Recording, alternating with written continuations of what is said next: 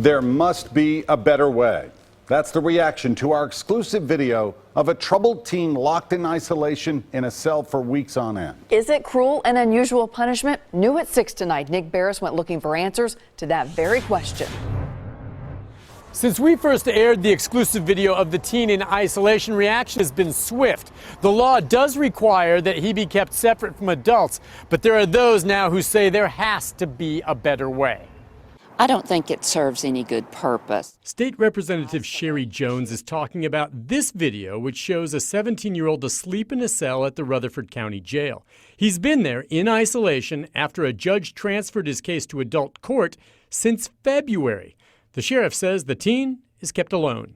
Currently, he's housed out of sight, sound, and touch of anybody. This teen is charged with aggravated robbery. Jones understands some kids may be too much for the juvenile system.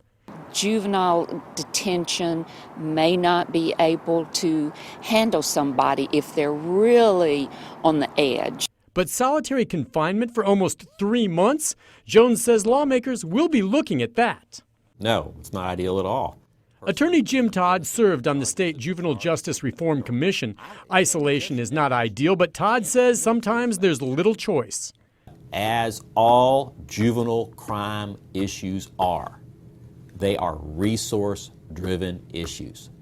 The fact is, most county jails simply lack the money needed to properly house the worst juvenile offenders. So when the teens are transferred to adult court, they often end up isolated like this, sometimes for weeks on end.